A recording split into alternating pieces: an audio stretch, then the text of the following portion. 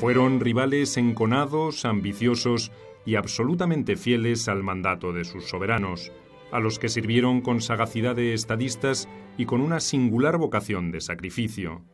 El conde-duque de Olivares en España, el cardenal Richelieu en Francia.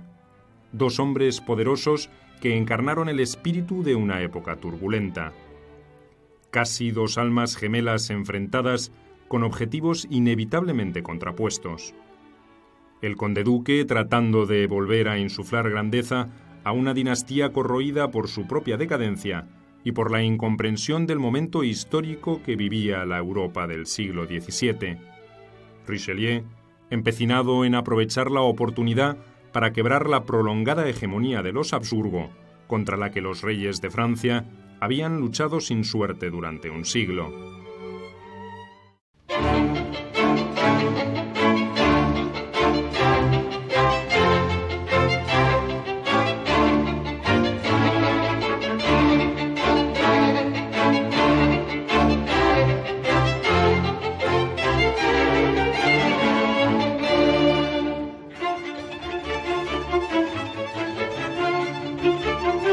El conde-duque de Olivares, el cardenal Richelieu. De Olivares y Richelieu quizá conviniera destacar que los dos, más que al servicio de unas ideologías diferentes, en tanto que Richelieu no fue protestante, no era el catolicismo contra el protestantismo lo que estaba realmente en juego, sino lo que estaba realmente en juego era lo que se llama en su tiempo el reputacionismo, la reputación, el prestigio. Ambos lo que lucharon fue por garantizar, por restablecer la imagen pública de los dos países que ambos representaban, España y Francia. Richelieu nació en 1585 y el conde-duque en 1587. Vivieron casi el mismo tiempo.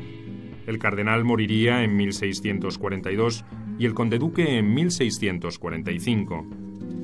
Otras coincidencias atravesarían toda su historia.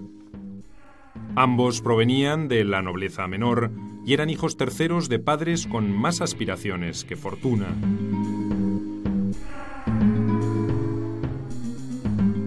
Los conde de Olivares eran descendientes de una rama menor de los Medina Sidonia, una poderosa familia ducal de Andalucía. El origen de Richelieu, en cambio, era la aristocracia campesina de los Duplessis, de la región de Poitou.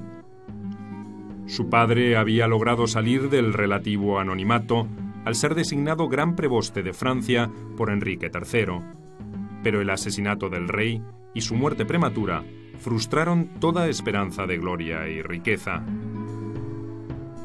Ambos son tenaces, ambos son muy trabajadores, ambos tienen una enorme capacidad son hombres cultos, ambos tienen importantes bibliotecas, ambos son constructores de arquitectos, no arquitectos ellos, constructores de palacios para el rey, de palacios también de residencias para ellos. Ambos aman la cultura, ambos tienen múltiples caracteres similares, ambos son personalidades complejas. Desde el punto de vista físico son muy distintos. Olivares es un hombre no muy alto, más bien bajo, gordo, con tendencia a ser un hombre de peso. Richelieu es un hombre alto, delgado, asténico. Hace años hubo intentos de analizar el carácter a partir de los rasgos físicos, intentos que están recogidos en España en el famoso libro del doctor Gregorio Marañón sobre el conde-duque de Olivares. Estos intentos están hoy día bastante desacreditados.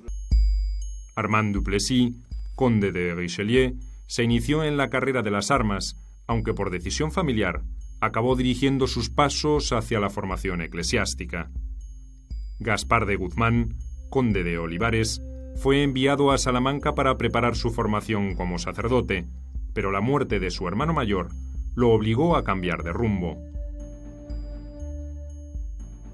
Acompañó a su padre en la corte como funcionario y se casó para perpetuar el linaje. Ambos heredarían de sus familias la ambición de abrirse paso en el cerrado y exclusivo entorno de las Cortes Reales. La conquista del poder por parte de estos válidos, que ya hemos dicho que es una figura muy característica de la política de las grandes monarquías europeas de la década de 1610-1620, la conquista del poder por parte de estos personajes ambiciosos, autoritarios, era una lucha dentro de la corte. Está claro que el primer objetivo, lo hemos comentado, era hacerse con la confianza del rey. Pero la corte es un mundo, un microcosmos atravesado por todo tipo de luchas de facciones cortesanas, de intereses, de grupo de interés, en el que es difícil distinguir dónde empieza el gobierno y dónde empieza la corte. No hay unos organismos gubernativos nítidamente diferenciados en la época, como en la época liberal futura será el poder ejecutivo encarnado por un gobierno y unos ministros. No hay una diferencia tan clara, de tal modo que dominar la corte es el requisito previo para dominar los resortes de gobierno. Los dos lo conseguirían casi en forma simultánea. En 1615, el conde de Olivares fue designado gentilhombre de cámara del futuro rey, Felipe IV. Su ascenso hacia el poder había comenzado. En 1621, el príncipe fue finalmente coronado y su protegido, transformado en su valido, se convirtió en su ministro más influyente. En el camino, el conde había apoyado primero y se había enfrentado después a los duques de Lerma y de Uceda, sus antecesores en esa función. Las intrigas cortesanas no le eran desconocidas e hizo buen uso de ellas para rodear a un rey muy poco predispuesto a la pesada tarea de gobernar.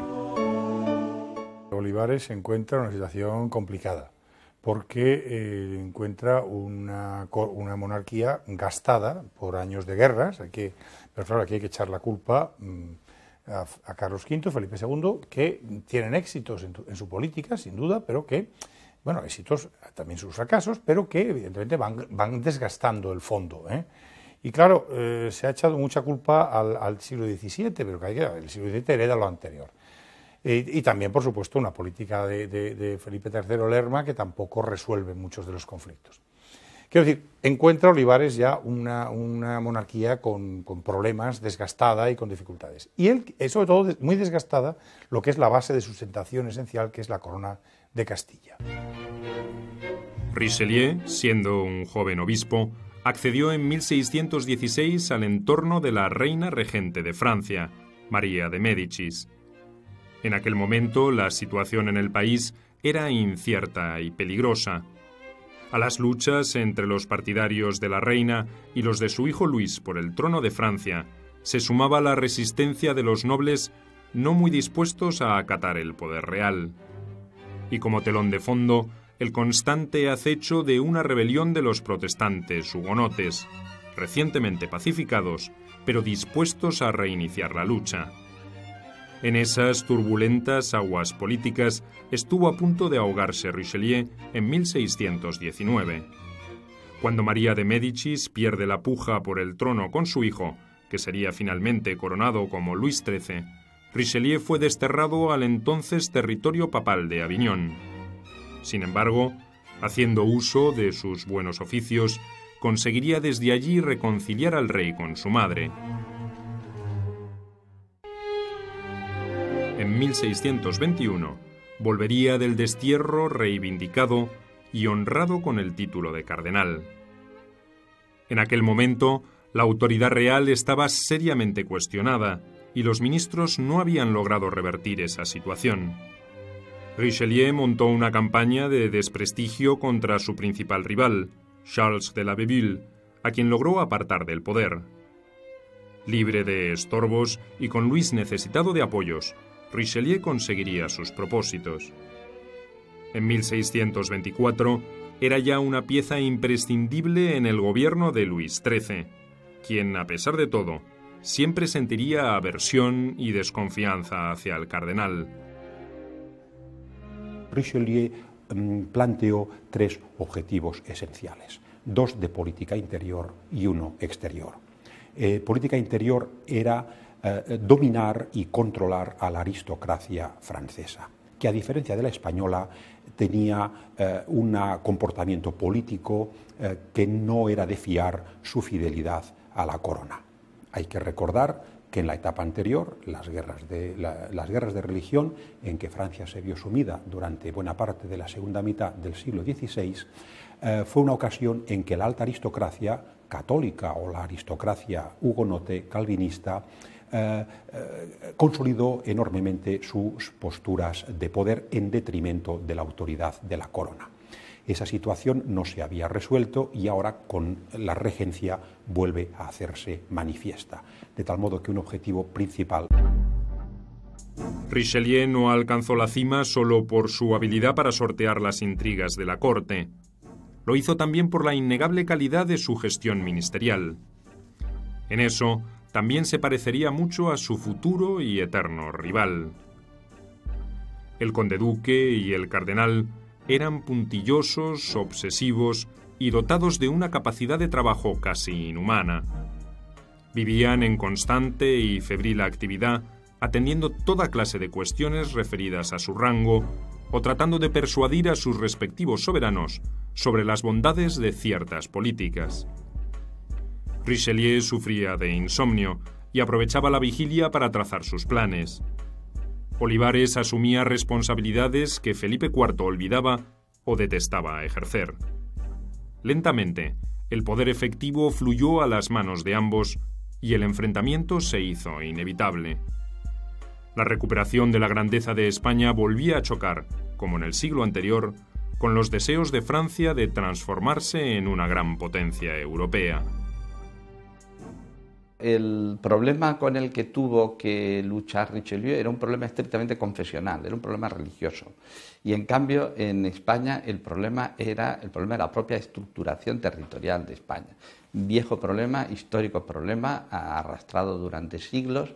No sé si alguna vez se solucionará, pero en esa larga historia de la configuración del problema de España, efectivamente, una de las víctimas, sin duda alguna, fue Olivares. Cuando el conde-duque se hizo cargo de los asuntos de España en 1621, la situación interna del país era mucho menos conflictiva que la francesa. La monarquía estaba mucho más consolidada, aunque durante el reinado de Felipe III, el personalismo real había cedido ante el crecimiento de una poderosa facción aristocrática. Al entrar en el siglo XVII, España había perdido parte de la mística imperial en manos de una burocracia improductiva de nobles e hidalgos que medraban con sus riquezas. Pero además se vio afectada por un trascendente episodio que distorsionaría la realidad europea. En 1618, en Praga, las tensiones acumuladas entre católicos y protestantes habían estallado para dar comienzo a la Guerra de los 30 años. La Guerra de los 30 años sabemos que en su origen es una guerra alemana que enfrenta al emperador por un lado y con un proyecto centralista y de recatolización del imperio, con los otros principados alemanes protestantes, luteranos o calvinistas, que tienen como objetivo mantener esa división dentro del imperio, ese statu quo de un emperador honorífico, pero que no tiene capacidad de gobierno dentro de cada principado alemán. Por motivos políticos y religiosos, por tanto, estalla esa guerra que se rápidamente extiende al resto de Europa y crea una alineación muy interesante de poderes. España no se involucró en forma directa en el conflicto, pero tuvo que asistir con ayuda militar y económica a la rama austríaca de los Habsburgo. Pactos de familia, intereses geopolíticos en Italia y en los Países Bajos y principios religiosos justificaban con creces esa intervención, pero desangraban el reino. Ingentes recursos fueron comprometidos en esa guerra interminable, plagada de alianzas y de traiciones, y que tuvo otra inmediata consecuencia negativa para España. En 1621 se reanudaron las hostilidades contra los holandeses, aliados de la coalición protestante. Apoyar una guerra y sostener otra fue demasiado para las finanzas reales corroídas por una creciente corrupción. Entraron en una crisis terminal. Ante la emergencia, Olivares imaginó y planificó una profunda y ambiciosa reforma integral. Apuntaba a sacar a España de la inercia decadente en la que comenzaba a caer, optimizando sus recursos. El conde-duque quería modernizar hábitos, modificar costumbres, repartir el esfuerzo de guerra entre todos los reinos españoles. Quería, sobre todo, concentrar todo el poder del Estado en la autoridad real. En Francia, Richelieu planificó también cambios profundos, aunque su sentido era diferente. Allí lo que estaba en juego era el fortalecimiento de la figura del rey y el recorte drástico de los privilegios de los nobles, que ponían en riesgo constante la unidad del reino. El famoso Gran Memorial, escrito en diciembre de 1624 o dirigido a Felipe IV en diciembre de 1624, es el documento justamente célebre en que Olivares establece una serie de objetivos de gobierno interno. De todos modos, hay que señalar que previamente al Gran Memorial hay en la clase política castellana, en la clase política española, una ebullición de proyectos, de inquietudes, de programas de reforma, que es justamente lo que ofrece la batería de criterios, de preocupaciones y de algunas de las soluciones que luego Olivares hará suyas y las convertirá en programa de gobierno. Hay que señalar la Junta de Reformación, establecida unos años antes, la cual junta fue un comité gubernativo encargado de establecer una radiografía de los problemas que presentaba la vida política castellana y española. Los vaivenes de la Guerra de los 30 años frustrarían los planes de Olivares, condicionarían los de Richelieu y tendrían consecuencias inmediatas sobre las relaciones exteriores de los dos países.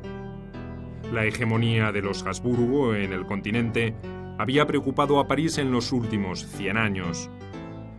Carlos V y Francisco I habían sido protagonistas centrales de una dura puja por el predominio de sus naciones en la Europa del siglo XVI. Ahora se volvía a reproducir la cuestión, pero en un escenario diferente.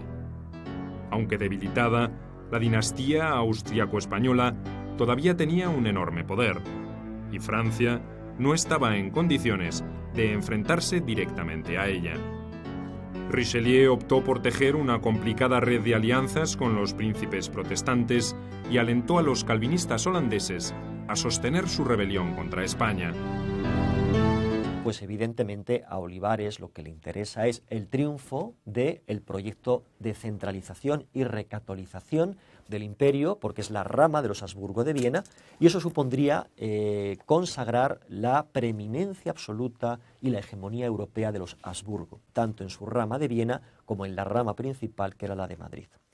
Olivares reacciona lógicamente tratando de evitar que se lleve a cabo ese triunfo. Por tanto, Richelieu lo que hace es aliarse con todos los que son enemigos de Olivares, que son principalmente los estados luteranos o calvinistas de Alemania, en segundo lugar el reino de Dinamarca, que es un reino que va a intervenir en la Guerra de los 30 años en un momento dado, es un reino luterano, se hace aliado de Suecia, la gran potencia del norte, que hasta ese momento ni era grande ni era potencia. Esta complicada danza de intereses cruzados, justificada por la suprema razón de Estado, que tanto Richelieu como Olivares defenderían por encima de cualquier otra, terminaría enfrentando a las dos potencias católicas. Uno de los peores obstáculos para la reunificación de Francia era la existencia de una poderosa facción protestante en su territorio. Los calvinistas hugonotes, con el apoyo de Carlos I de Inglaterra, resolvieron resistir el poder real y amenazaron con trastocar los planes del poderoso ministro. En 1627, Richelieu, al mando del ejército, sitió la fortaleza de La Rochelle, donde los disidentes se habían hecho fuertes, y finalmente los obligó a capitular en 1628. ¿Richelieu qué practica? Bueno, frente a este confesionalismo español, digamos, de grado medio-alto, nunca al máximo, Richelieu practica un confesionalismo católico de grado medio, porque si bien es verdad que practica o pacta con turcos, con holandeses, con suecos, lo cierto es que ese confesionalismo moderado en el exterior no se practica en el interior. La guerra de La Rochelle, como es sabido, en 1627 a 29, consiste en provocar por parte de la corona a los hugonotes o protestantes franceses, que tenían desde el fin de las guerras de religión del siglo pasado una serie de privilegios, consiste en provocarles para llevar al estallido de la guerra de religión y cercenar, limitar, prácticamente suprimir muchos de los privilegios que se les había concedido una generación antes. Richelieu quería la uniformidad católica en Francia. Este conflicto coincidió con otro que involucraba directamente a España. A fines de 1627 murió Vicente II, duque de Mantua, un feudo del Imperio de los Habsburgo. Pero su pariente más cercano era el francés duque de Nevers, quien reclamó su sucesión. Un cambio de esa naturaleza amenazaba los intereses españoles en el Milanesado, viejo territorio de disputas entre los dos países. El conde duque resolvió intervenir confiando en que Francia, ocupada en la represión de los hugonotes, no se arriesgaría a involucrarse. Las fuerzas españolas, al mando de Gonzalo de Córdoba, sitiaron la fortaleza de Casal para reivindicar los derechos imperiales sobre ese antiguo feudo. Contra todo pronóstico, la rebelión hugonote capituló el 28 de octubre de 1628, y Casal aún resistía. A fines de febrero de 1629, Luis XIII y Richelieu derrotaron a las tropas de Carlos Manuel de Saboya en Susa y obligaron a Gonzalo de Córdoba a levantar el asedio. Este doble acto de guerra terminó enfrentando a España y Francia en un conflicto que duraría hasta 1659. El tablero del ajedrez de la Guerra de los 30 años ofrece múltiples elementos locales y el juego de los peones es esencial. Y hay una serie de conflictos locales en el norte de Italia que acaban provocando enfrentamientos abiertos. Y hay dos paces que ponen fin a dos de los conflictos hispano-franceses librados en el norte de Italia más visibles. La paz de Monzón de 1626, que resuelve un conflicto en la Valtelina, y la paz de Cherasco de 1630, que resuelve el gravísimo problema, el que resultó al final gravísimo problema de la guerra de sucesión en el ducado de Mantua. Los efectos de la campaña de Italia serían diferentes en los dos países.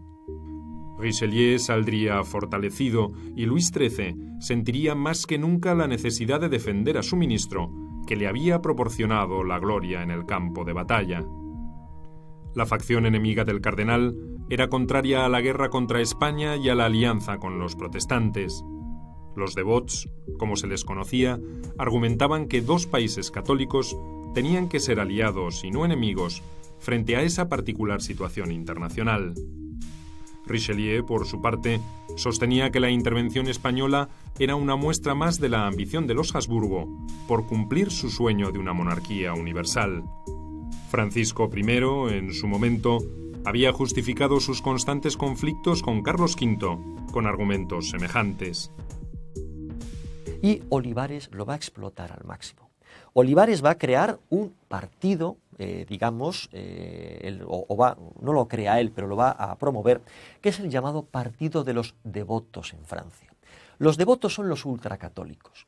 Son los, partido de la aristocracia, es un partido político de la aristocracia, una facción que tiene como finalidad, por supuesto, la defensa de Francia, pero conscientes de la debilidad del reino y además ante la poca credibilidad que les da el gobierno de Richelieu, quieren que Francia sea un Estado con una política amistosa hacia España y esperando a que Francia tenga la suficiente fuerza como para poder llevar a cabo una política más autónoma frente a la monarquía española. Es decir, una cierta colaboración con España. Aceptar ese papel de segundo lugar que la monarquía hispánica quiere que tenga Francia en Europa. A Olivares la derrota en Mantua lo llevó al borde de la catástrofe. había tenido que librar una guerra en dos frentes, Países Bajos e Italia, con escasos recursos.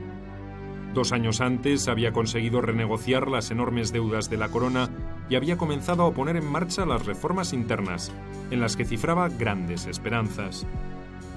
Ahora todo eso parecía diluirse sin remedio. La oposición de una nobleza que había quedado marginada de la toma de decisiones empujó al rey a prescindir de su valido y tomar el timón en sus manos. Pero para suerte del conde-duque, Felipe IV no era capaz de decisiones heroicas. Después de anuncios grandilocuentes sobre sus intenciones de dirigir la guerra, su ímpetu se fue apagando paulatinamente y el poder retornó lentamente al conde-duque. Richelieu tampoco lo había tenido fácil. Las alternativas de la guerra en Italia insuflaron aire a sus enemigos, reunidos en torno a la reina madre, la intrigante María de Médicis, y el hermano menor de Luis XIII, Gastón, duque de Orleans. Estos insistían en la necesidad de hacer las paces con España para poder derrotar definitivamente a los protestantes. Luis XIII estaba orgulloso de la gloria y la reputación que le había proporcionado la victoria en Italia. Pero el 11 de noviembre de 1630, una nueva campaña en el norte de ese país hizo estallar la crisis. Los enemigos del cardenal sostenían que el resultado final sería la ruina de Francia, también agobiada por los costes del conflicto. Richelieu estuvo a punto de perderlo todo, pero Luis XIII no estaba dispuesto a soltar la mano de su consejero. El cardenal contraatacó y desarticuló definitivamente la maniobra. María de Médicis tuvo que partir hacia el exilio y sus principales partidarios fueron arrestados o ejecutados. Richelieu no solo no perdió el poder, sino que salió de la crisis aún más fortalecido. María de Médicis, si no me equivoco, la madre de Luis XIII y de Gastón de Orleans, va a tener unos enfrentamientos muy duros con Richelieu. En el fondo, repito, no deben explicarse este tipo de enfrentamientos como una María de Médicis traidora a los intereses de Francia, sino que María de Médicis, como Gastón de Orleans, su segundo hijo, piensan que Francia no está preparada para ese salto, digamos, de gran potencia que Richelieu está tratando de dar frente a España. Por tanto, hay ahí, como digo, unos enfrentamientos que llevan, como digo, a que el propio Richelieu tenga que estar jugando constantemente con el temor a un partido devoto que está moviéndose en la corte con más facilidad de la que parece. Y no olvidemos, digamos, la tercera pata de este problema, es la propia reina de Francia. La reina de Francia es la hermana de Felipe IV, es Ana de Austria.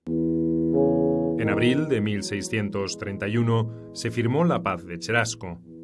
El conflicto había tenido serias consecuencias económicas para los dos países, pero para España también significó un duro traspié político. No pudo concertar un acuerdo adecuado en los Países Bajos y su intervención en Italia perjudicó su relación con el Papa.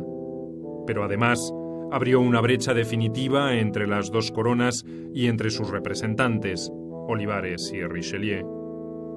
Durante los 4 años que duró la paz, la guerra fría entre ambos frustraría todos los intentos de acercamiento que hicieron los nuncios papales.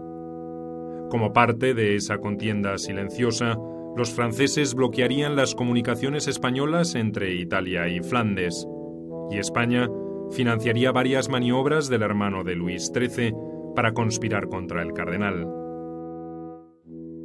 El Papa del momento, Urbano VIII, intentó mitigar, frenar las hostilidades hispano-francesas.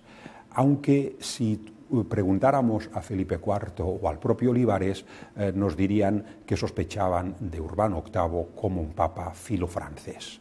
Aquí me temo que la perspectiva nacional que se adopte se corre el riesgo de que pueda influir el juicio que se haga. Para un cardenal de la Iglesia Católica como Richelieu no había ningún obstáculo ni ningún impedimento en lanzarse a la guerra contra una monarquía católica como era la de Felipe IV. De tal modo que esta es una situación particularmente delicada por esa aparente contradicción.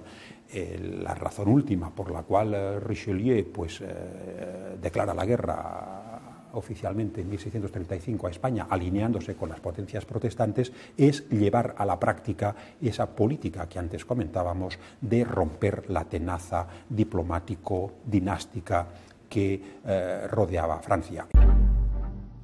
El conde-duque trabajó incansablemente durante esos años para conformar una alianza ofensivo-defensiva entre España y el emperador del Sacro Imperio para concluir la guerra en el centro de Europa y contener las ambiciones francesas. Richelieu lo hizo para minar el poder de los Habsburgo, que volvían a encerrar a Francia. La contundente victoria de la coalición de España y el Imperio contra los suecos en Nördlingen en septiembre de 1634 encendió de nuevo la mecha. Francia se alió con Suecia y Holanda y le declaró la guerra a los Habsburgo. Por primera vez, una potencia católica y otra luterana luchaban juntas. La razón de Estado definía drásticamente los intereses de las naciones, por encima de cualquier otra consideración.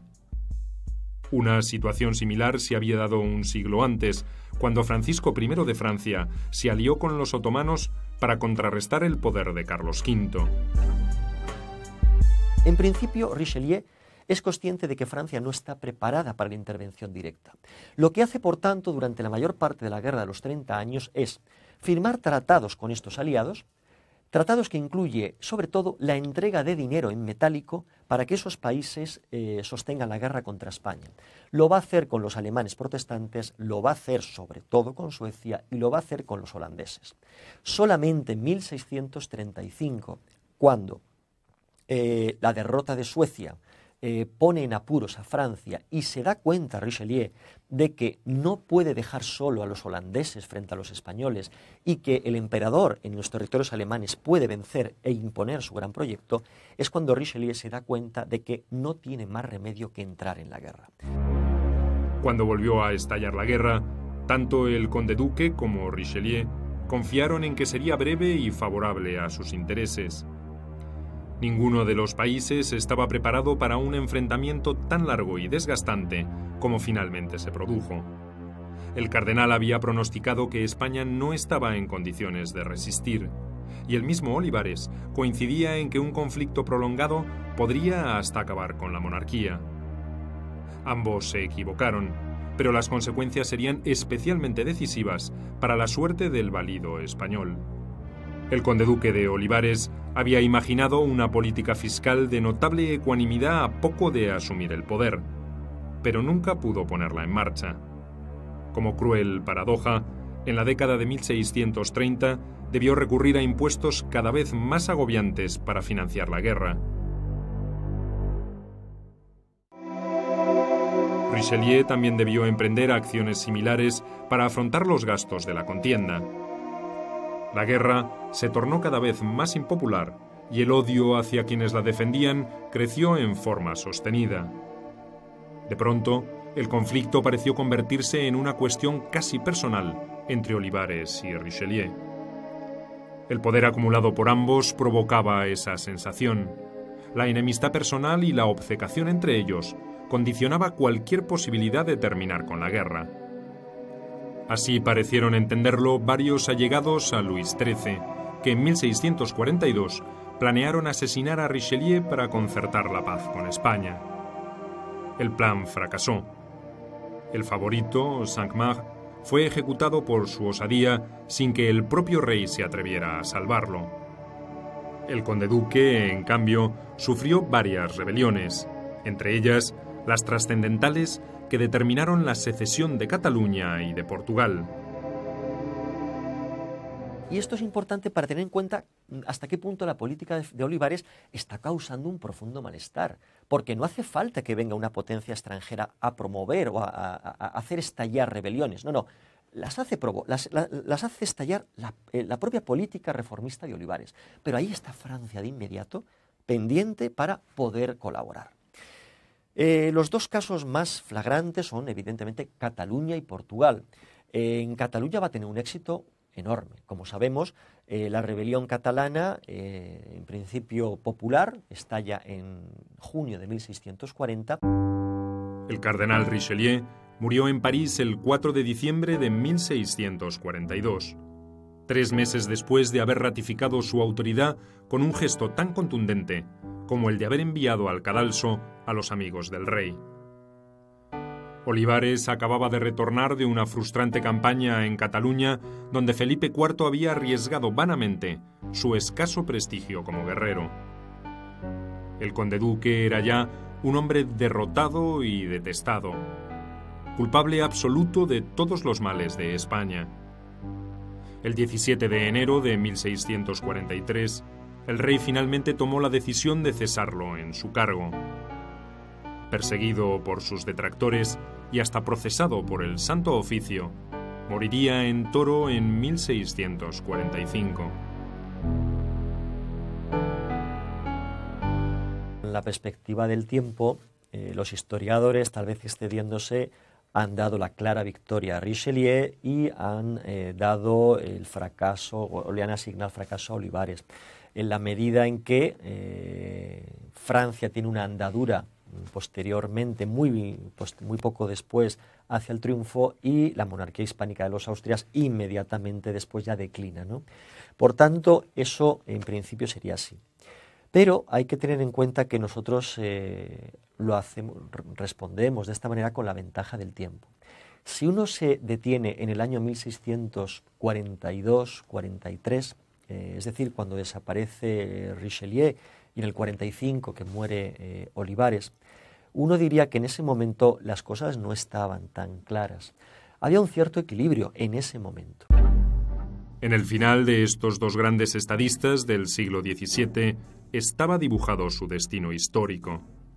Richelieu sería recordado como un brillante, aunque despiadado político, uno de los creadores del moderno concepto de Estado y el mentor de la definitiva instalación de Francia como potencia europea. El conde-duque de Olivares, en cambio, cargaría quizá injustamente con el estigma del fracaso y del sistemático declive del poderío español. Toda caracterización adolece del defecto del rigor esquemático. Con la que se ha hecho sobre estos hombres sucede algo similar. Tal vez sea tiempo de rescatar los valores de uno sin empañar los del otro.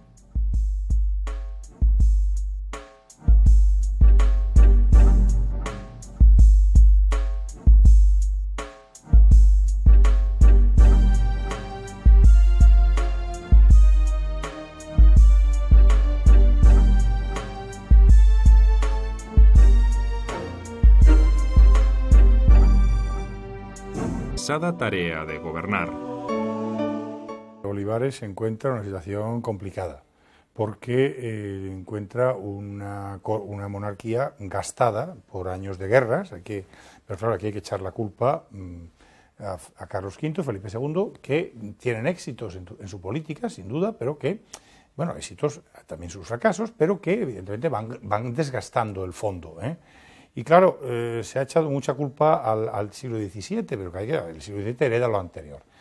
Y también, por supuesto, una política de Felipe III Lerma que tampoco resuelve muchos de los conflictos.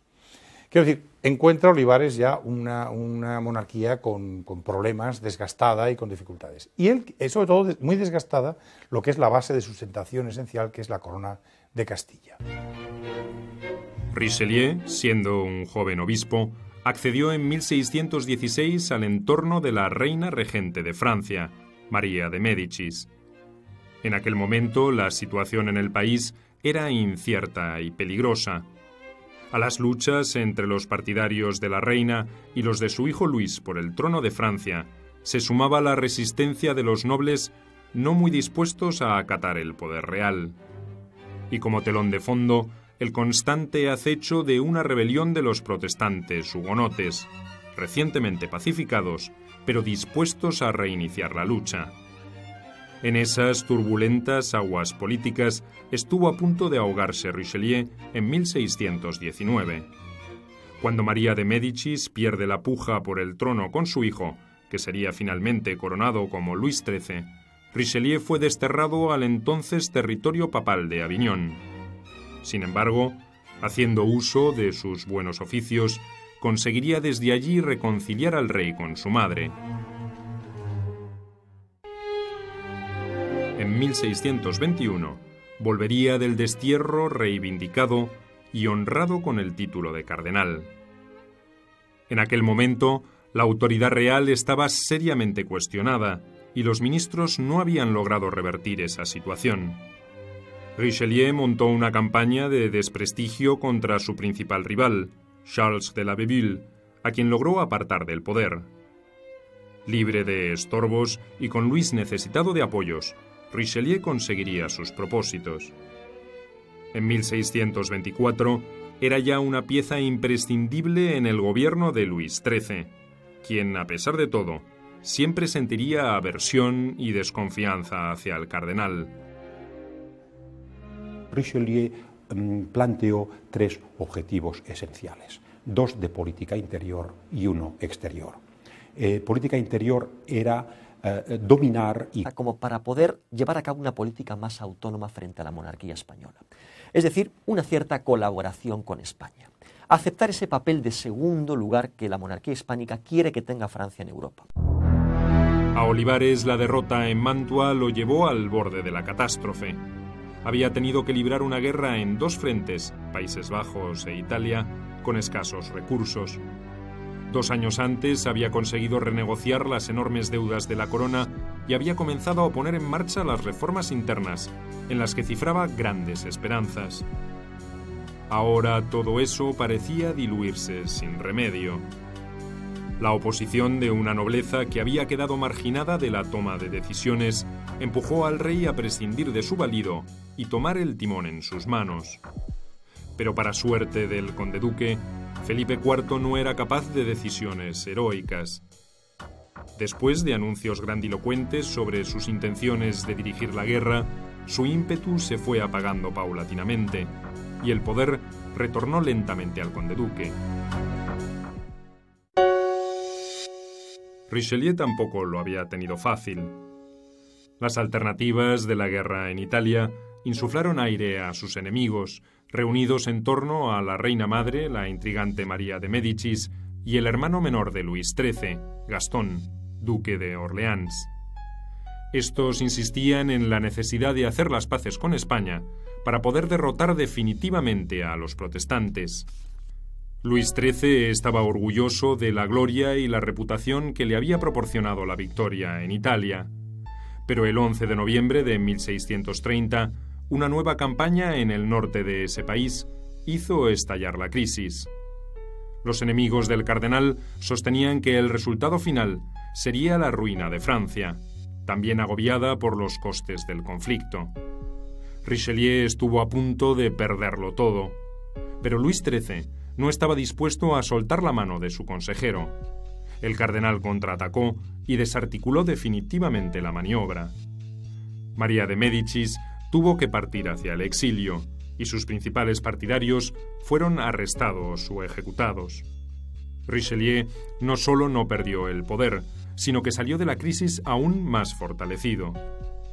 María de Médicis, si no me equivoco, la madre de Luis XIII y de Gastón de Orleans, va a tener unos enfrentamientos muy duros con Richelieu.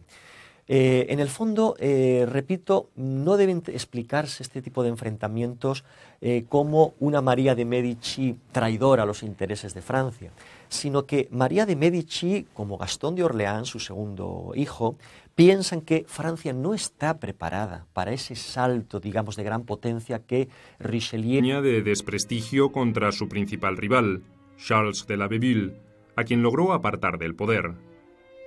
Libre de estorbos y con Luis necesitado de apoyos, Richelieu conseguiría sus propósitos.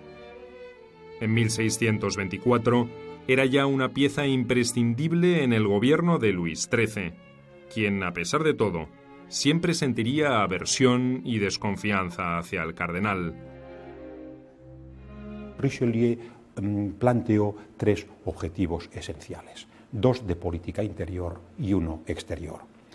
Política interior era dominar y controlar a la aristocracia francesa, que a diferencia de la española tenía un comportamiento político que no era de fiar su fidelidad a la corona.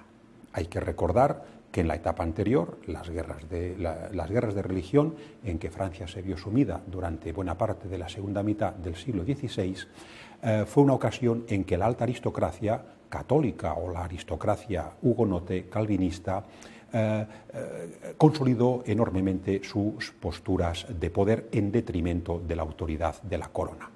Esa situación no se había resuelto y ahora con la regencia vuelve a hacerse manifiesta, de tal modo que un objetivo principal. Richelieu no alcanzó la cima solo por su habilidad para sortear las intrigas de la corte. Lo hizo también por la innegable calidad de su gestión ministerial.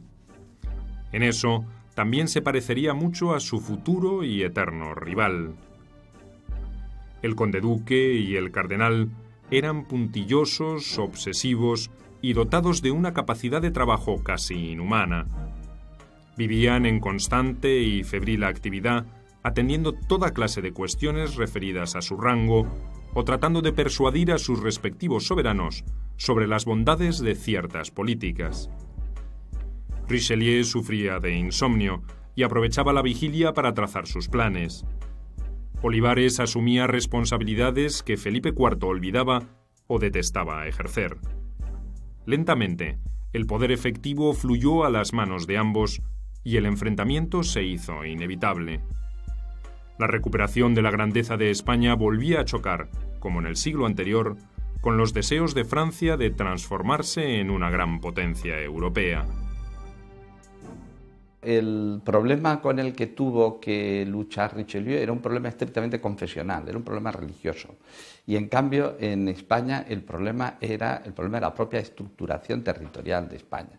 Viejo problema, histórico problema, arrastrado durante siglos. No sé si alguna vez se solucionará, pero y tendrían consecuencias inmediatas sobre las relaciones exteriores de los dos países. La hegemonía de los Habsburgo en el continente había preocupado a París en los últimos 100 años. Carlos V y Francisco I habían sido protagonistas centrales de una dura puja por el predominio de sus naciones en la Europa del siglo XVI.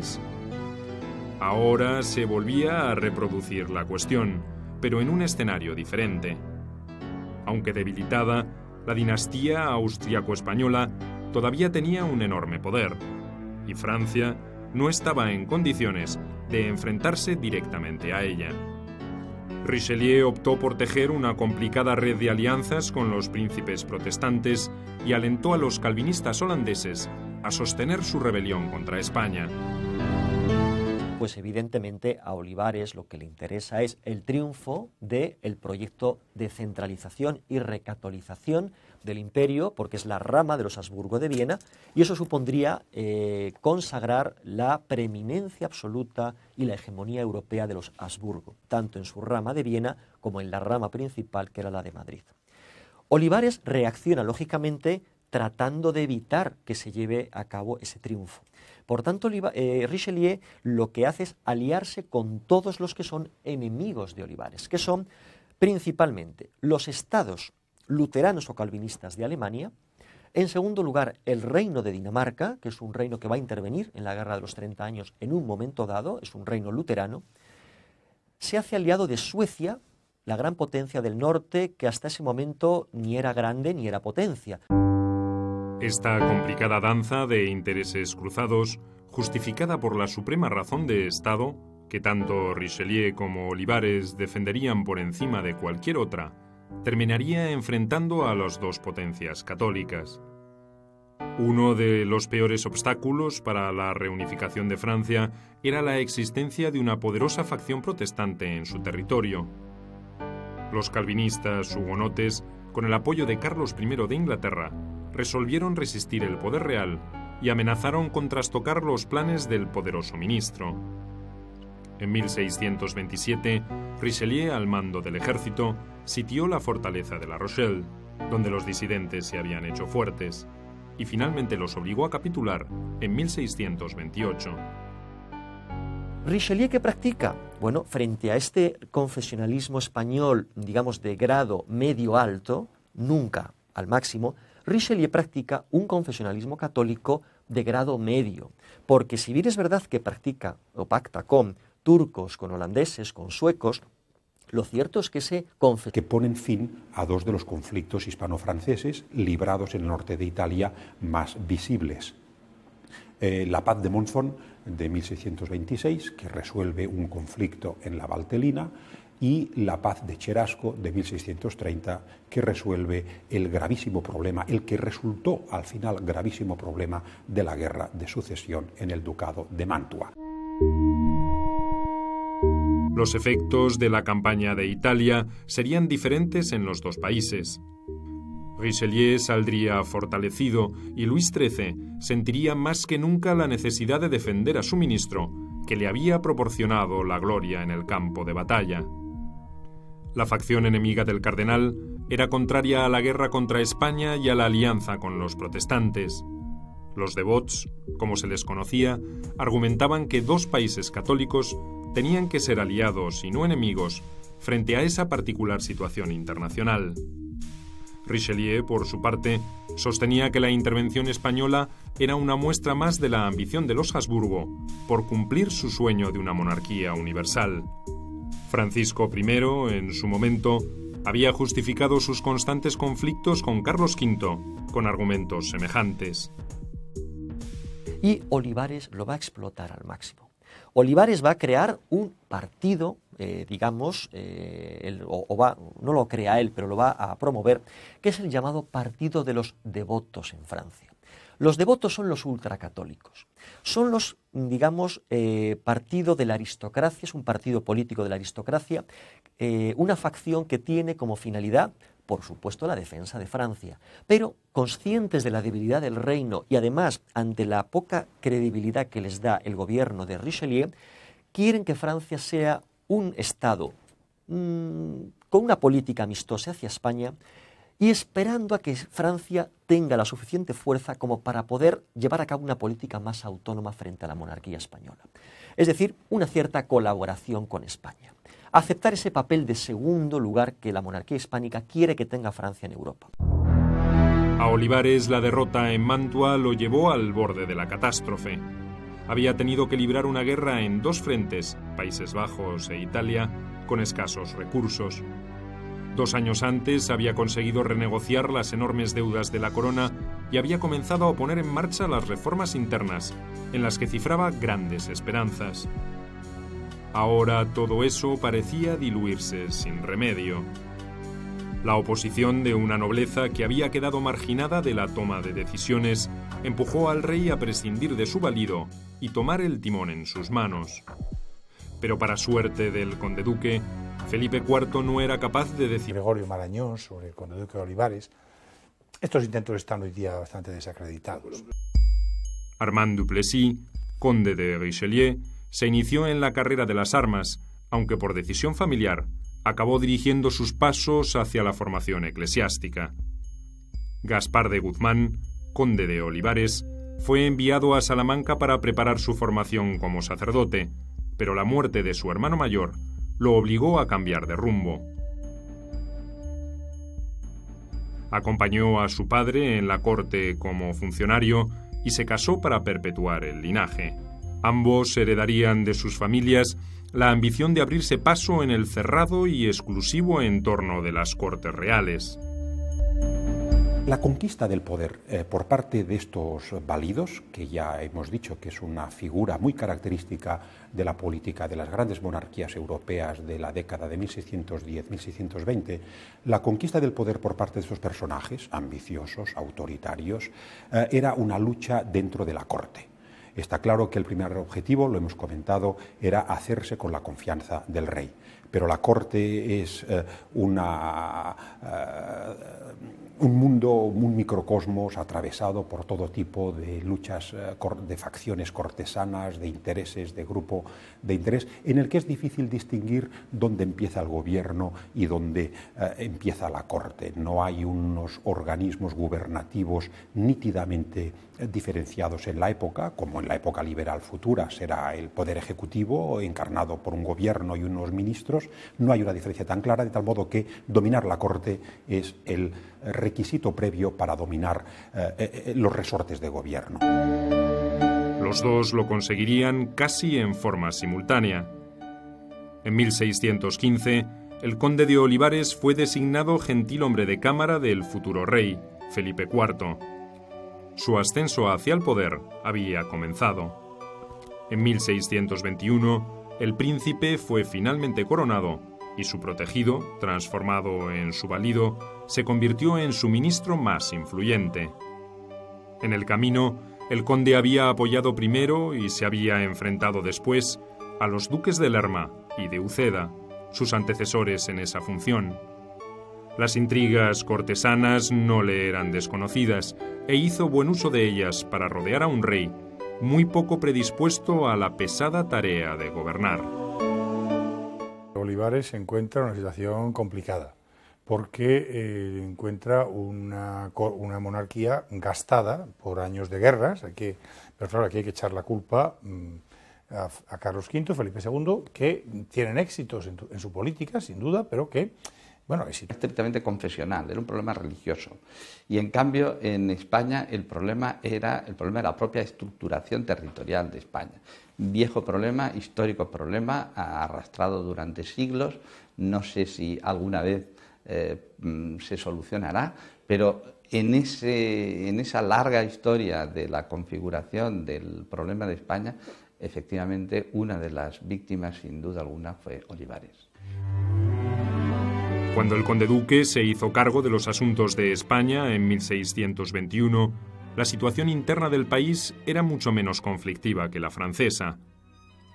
La monarquía estaba mucho más consolidada, aunque durante el reinado de Felipe III, el personalismo real había cedido ante el crecimiento de una poderosa facción aristocrática. Al entrar en el siglo XVII, España había perdido parte de la mística imperial en manos de una burocracia improductiva de nobles e hidalgos que medraban con sus riquezas. Pero además se vio afectada por un trascendente episodio que distorsionaría la realidad europea. En 1618, en Praga, las tensiones acumuladas entre católicos y protestantes habían estallado para dar comienzo a la Guerra de los 30 años. La Guerra de los 30 años sabemos que en su origen es una guerra alemana que enfrenta al emperador por un lado y con un proyecto centralista y de recatolización del imperio, con los otros principados alemanes protestantes, luteranos o calvinistas, que tienen como objetivo mantener esa división dentro del imperio, ese statu quo de un emperador honorífico, pero que no tiene capacidad de gobierno dentro de cada principado alemán. Por motivos políticos y religiosos, por tanto, estalla esa guerra que se rápidamente extiende al resto de Europa y crea una alineación muy interesante de poderes.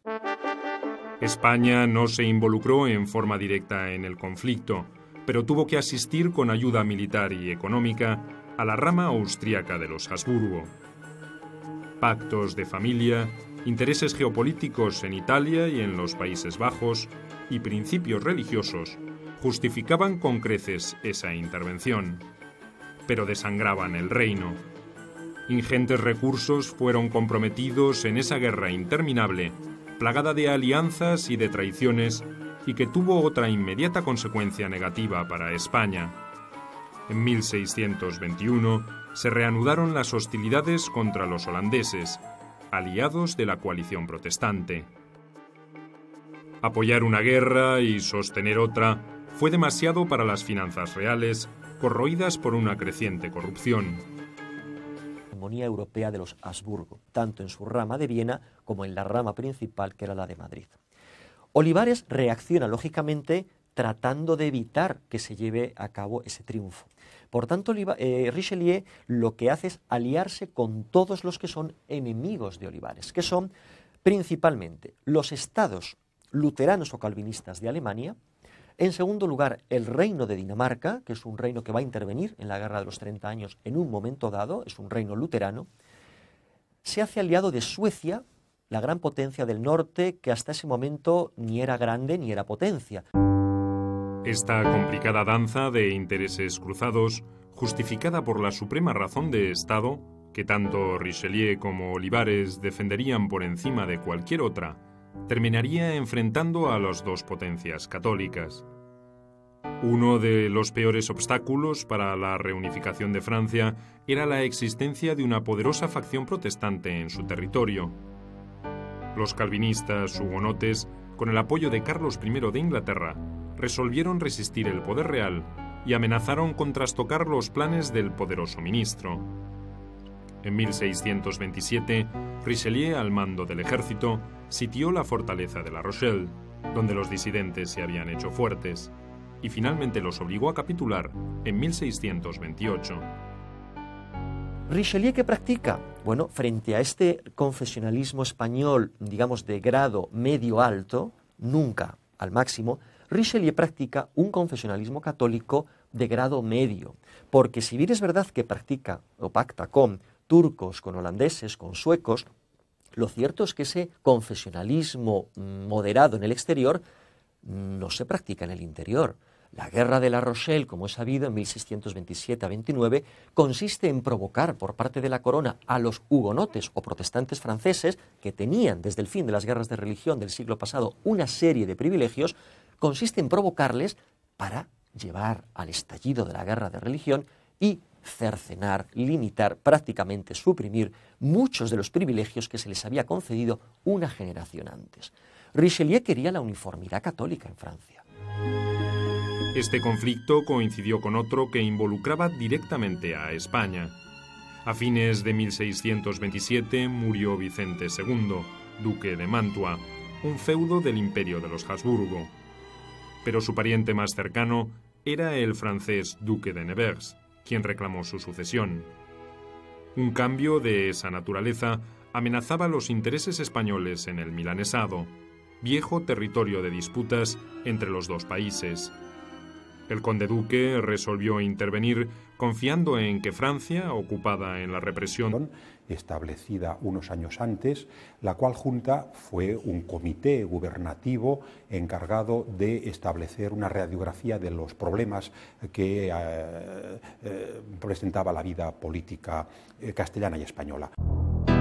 Los vaivenes de la Guerra de los 30 años frustrarían los planes de Olivares, condicionarían los de Richelieu y tendrían consecuencias inmediatas sobre las relaciones exteriores de los dos países. La hegemonía de los Habsburgo en el continente había preocupado a París en los últimos 100 años. Carlos V y Francisco I habían sido protagonistas centrales de una dura puja por el predominio de sus naciones en la Europa del siglo XVI. Ahora se volvía a reproducir la cuestión, pero en un escenario diferente. Aunque debilitada, la dinastía austriaco-española todavía tenía un enorme poder, y Francia no estaba en condiciones de enfrentarse directamente a ella. Richelieu optó por tejer una complicada red de alianzas con los príncipes protestantes y alentó a los calvinistas holandeses a sostener su rebelión contra España. Pues evidentemente a Olivares lo que le interesa es el triunfo del proyecto de centralización y recatolización del imperio, porque es la rama de los Habsburgo de Viena, y eso supondría consagrar la preeminencia absoluta y la hegemonía europea de los Habsburgo, tanto en su rama de Viena como en la rama principal, que era la de Madrid. Olivares reacciona lógicamente tratando de evitar que se lleve a cabo ese triunfo. Por tanto, Richelieu lo que hace es aliarse con todos los que son enemigos de Olivares, que son principalmente los estados luteranos o calvinistas de Alemania. En segundo lugar, el reino de Dinamarca, que es un reino que va a intervenir en la Guerra de los 30 años en un momento dado, es un reino luterano.